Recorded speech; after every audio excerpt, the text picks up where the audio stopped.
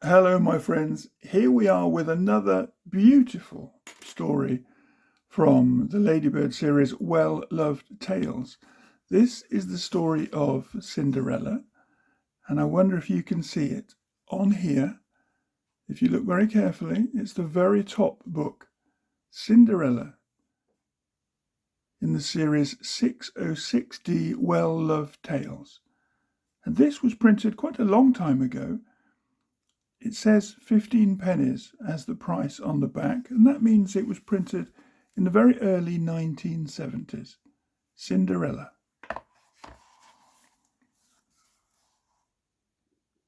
With beautiful full-colour illustrations and a fairly simple text, this book tells the well-loved story of Cinderella. It is a book which younger children will enjoy having read to them, and which will encourage older children to gain extra reading practice. A classic tale, and here it says Retold by Vera Southgate with illustrations by Eric Winter, published by Ladybird Books Limited, formerly Wills and Hepworth, 1964. Once upon a time there was a little girl called Cinderella. Her mother was dead, and she lived with her father and two elder sisters. Cinderella's elder sisters were beautiful and fair of face, but because they were bad-tempered and unkind, their faces grew to look ugly. They were jealous of Cinderella because she was a lovely child, and so they were often unkind to her. The ugly sisters made Cinderella do all the work in the house. She carried coal for the fire, cooked the meals, washed the dishes, scrubbed and mended the clothes, swept the floor, and dusted the furniture. She worked from morning till night without stopping. Poor Cinderella. Cinderella not only did all the housework, but she also helped her sisters to dress. She cleaned their shoes, brushed their hair, tied their ribbons, and fastened their buckles. The elder sisters had many fine clothes, but they were so bad-tempered that they still looked ugly. Cinderella had no fine clothes. All she had was an old grey dress and a pair of wooden shoes. Can you see the wooden shoes at the bottom of the picture? In the evening, when she had worked until she was weary, Cinderella had no bed to go to. She had to sleep by the hearth in the cinders. That was why her sisters called her Cinderella, and that was why she was always looking dusty and dirty. Now, it happened that the king arranged a great feast for his son. The feast was to last 3 days, and on each evening there was to be a grand ball. All the beautiful young girls in the country were invited, in order that the prince might choose himself a bride. Cinderellas were invited to the feast, and they were so excited that they could talk of nothing else. Cinderella was not invited.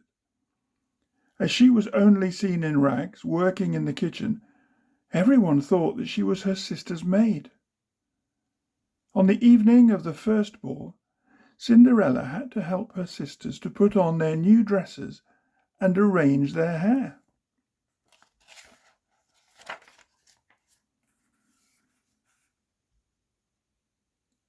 Cinderella thought of how she would like to have a ball gown and go to the ball and see the prince.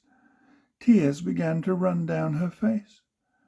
"What are you crying for?" asked the ugly sisters crossly.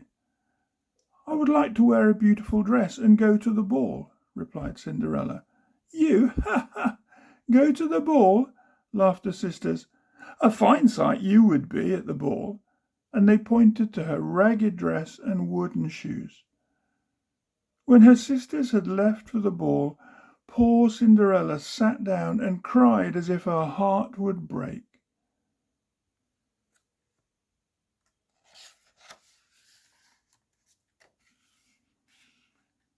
Suddenly Cinderella heard a kind voice saying, "What is the matter, my dear?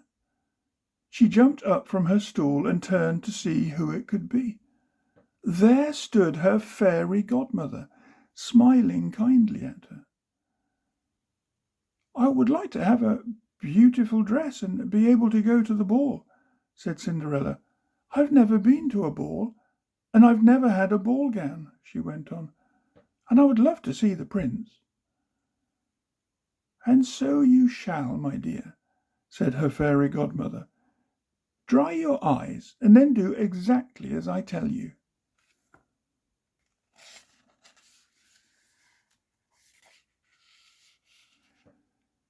Cinderella dried her eyes and smiled at her godmother. "First, I want you to go into the garden and bring me the biggest pumpkin you can find," said the fairy godmother. "Very well," said Cinderella as she ran off to the garden. She picked the biggest pumpkin she could find and took it to her fairy godmother. The fairy godmother touched the pumpkin with her magic wand.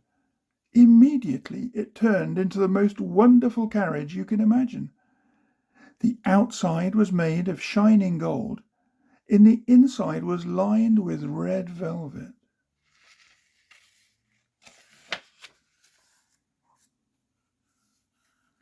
"Now, run and fetch me the mousetrap from the pantry," said the fairy godmother. "Very well," replied Cinderella as she ran off to the pantry. She found the mousetrap on the floor behind the pantry door. There were 6 mice in it. Can you see the 6 mice? There are 5 on the tiles and 1 just coming out of the mousetrap. Cinderella brought the mousetrap to her godmother. One touch of the magic wand and the door of the mousetrap flew open. Out ran the 6 mice, one after the other.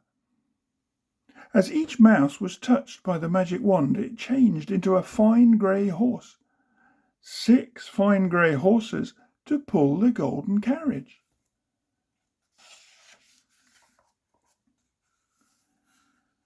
"Next, run and fetch me the rat trap from the cellar," said the fairy godmother.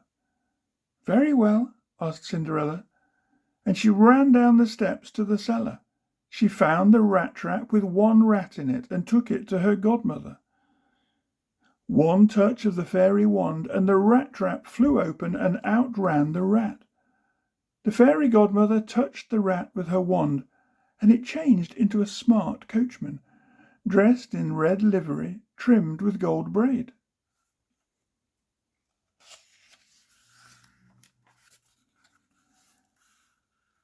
"Lastly," said Cinderella's godmother, "I want you to run and bring me the 2 lizards that are behind the cucumber frame at the bottom of the garden." "Very well," said Cinderella as she ran into the garden. She looked behind the cucumber frame, and there she found 2 small lizards, which she brought back to her godmother. Cinderella's fairy godmother touched the lizards with a fairy wand. They turned into 2 smart footmen, each dressed in red livery, trimmed with gold braid to match the coachman's livery. There was now a golden coach lined with red velvet and drawn by 6 grey horses. There was a coachman in red livery to drive the coach, and 2 footmen each in red livery to open the door. Cinderella glanced down at her old grey dress and her wooden shoes. "One more touch of my magic wand, my dear," said her godmother. Then there happened the most wonderful magic of all. Cinderella found herself in a beautiful ball gown of pale pink silk. Its skirts spread wide, and there were tiny frills round the neck and down the front of the bodice. Pink rosebuds were fastened into her fair curls, and on her feet were dainty pink satin slippers.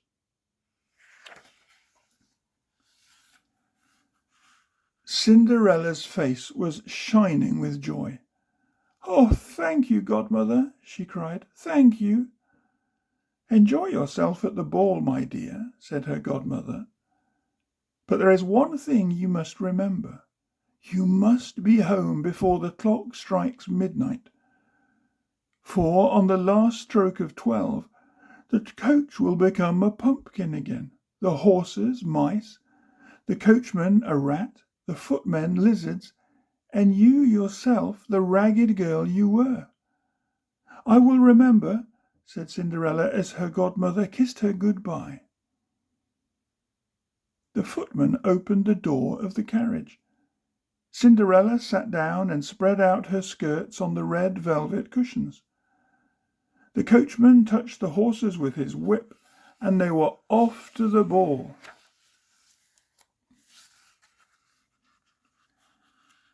When Cinderella arrived at the palace, she looked so beautiful that the ugly sisters did not know her. They thought that she must be a princess from another country. They never thought of Cinderella, for they believed that she was sitting at home by the cinders. The prince thought he had never seen such a beautiful princess. He came towards Cinderella, took her hand and danced with her. All evening he would dance with no other maiden, and he never let her out of his sight. If anyone else came to invite her to dance, the prince said, "This is my partner." And so they danced. Cinderella had never spent such a wonderful evening in her whole life, yet she still remembered her godmother's warning. At 11:45 she left the ballroom while the other guests were still dancing. Her carriage was waiting for her, and she was driven quickly home. She arrived at the door just as the clock was striking 12. On the last stroke of midnight, the coach became a pumpkin, the horses mice, the coachman a rat, and the footmen lizards. Cinderella's ball gown vanished, and she found herself once more in her old grey dress and wooden shoes. So she just got home in time, didn't she? Let's see what happens next. Cinderella sat down in the chimney corner to wait for her sisters. When they arrived home, they found Cinderella in her dirty clothes, among the ashes, and a dim little oil lamp was burning on the mantelpiece.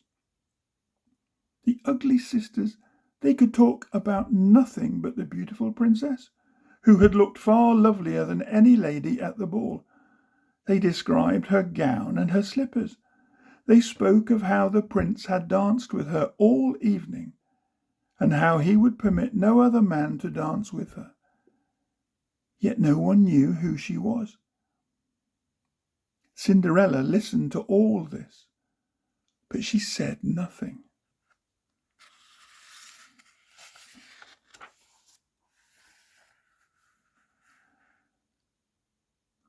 On the next evening the ugly sisters went off to the second ball, leaving Cinderella sitting by the fire. No sooner had they gone than Cinderella's godmother appeared again. Just as before, her magic wand produced the golden carriage with its coachman and footman. This time Cinderella's ball gown was even more beautiful than on the first evening. It was made of pale blue satin, with floating overskirts of pale blue net, embroidered with silver thread. Her pale blue slippers were embroidered in silver, and silver stars sparkled in her hair. Once more, Cinderella thanked her godmother, who reminded her to be home by midnight. That's right, she has to get home on time.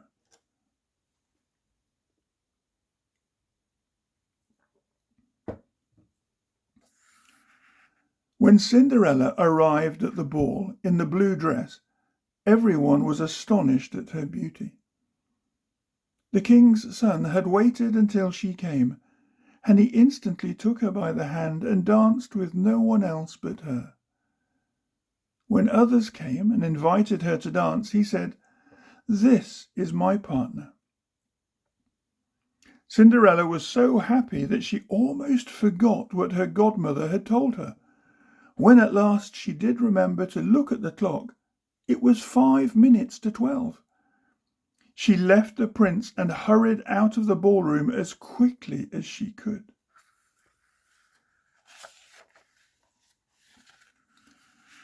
Cinderella's carriage was waiting for her, and they set off at speed. But they were only halfway home when the clock began to strike 12. On the last stroke of midnight, the carriage and horses, the coachman and footmen all vanished. Cinderella found herself, in her old grey dress and wooden shoes, in the middle of a dark, lonely road.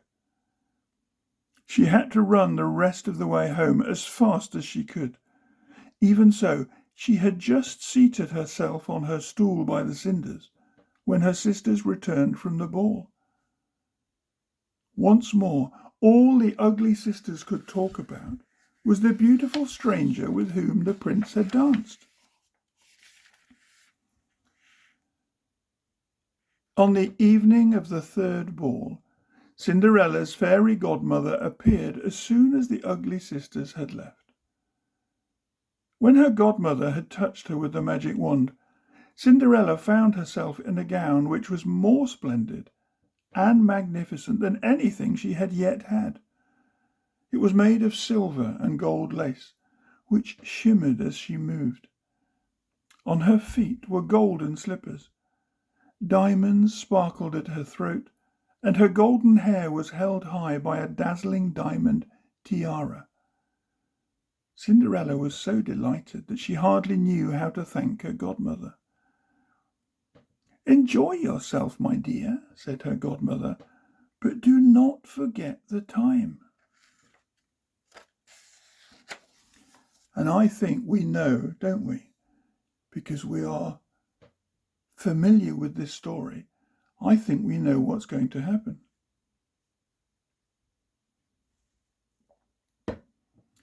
When Cinderella arrived at the ball in her dress of silver and gold, she looked so magnificent that no one knew how to speak for astonishment. The prince danced with no one but Cinderella all evening, and if anyone invited her to dance, he said, "This is my partner." Cinderella was so happy that she forgot all about the time. Suddenly the clock began to strike 12. Cinderella was terrified that she would find herself in the ballroom in her old grey dress. She rushed out of the door in such haste that she lost one of her slippers. The prince ran after her and saw the slipper. He picked it up, and it was small and dainty and all golden. By the time Cinderella reached the place where her carriage had been, it had disappeared and she was in her old clothes. This time she had to run all the way home. The prince looked everywhere for her, but could not find her. He still did not know her name, but he had fallen in love with her, and he was determined to marry her. So the next morning, the prince took the golden slipper to his father, the king, and he said, "No one shall be my wife but she whose foot this golden slipper fits."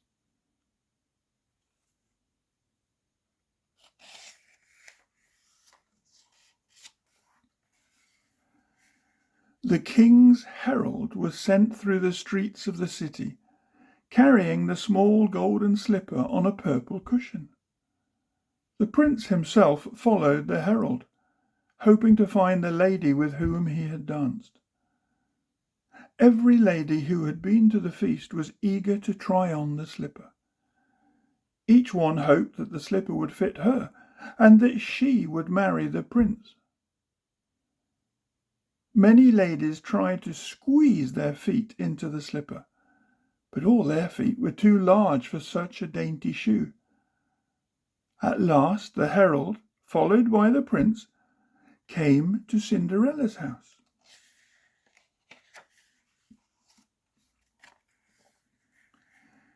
Each of the ugly sisters, I'm going to read that again. Each of the ugly sisters was determined to squeeze her foot into the tiny slipper so that she could marry the prince. But they both had large, ugly feet. Even though they struggled until their feet were bleeding, neither one could force her foot into the slipper. At last, the prince turned to Cinderella's father and asked, "Have you no other daughter?" "I have one more," replied the father, "but she's always in the kitchen." Then the ugly sisters cried out, "She's much too dirty and she cannot show herself." But the prince insisted, and so Cinderella was sent for.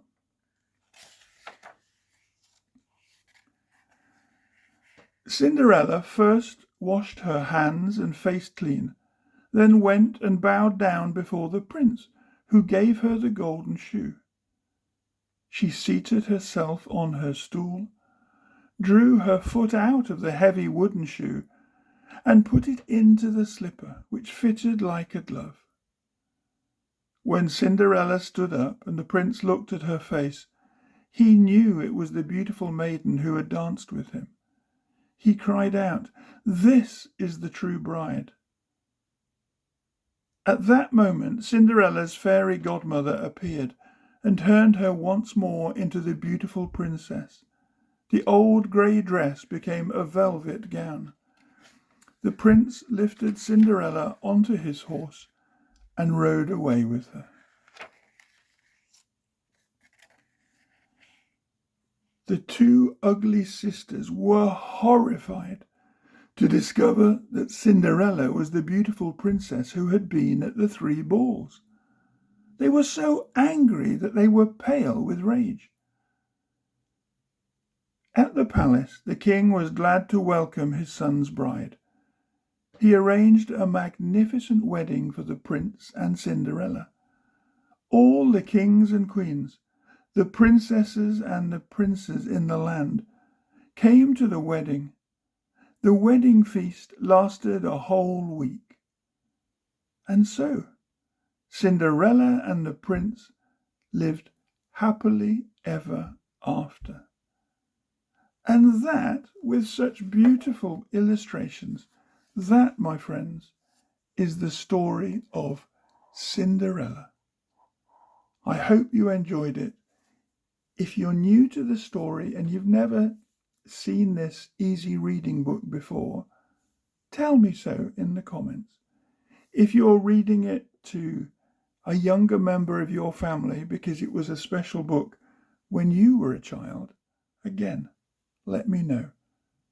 Wherever you are in the world, I hope you have enjoyed this reading aloud with the vintage pages, the reading of Cinderella.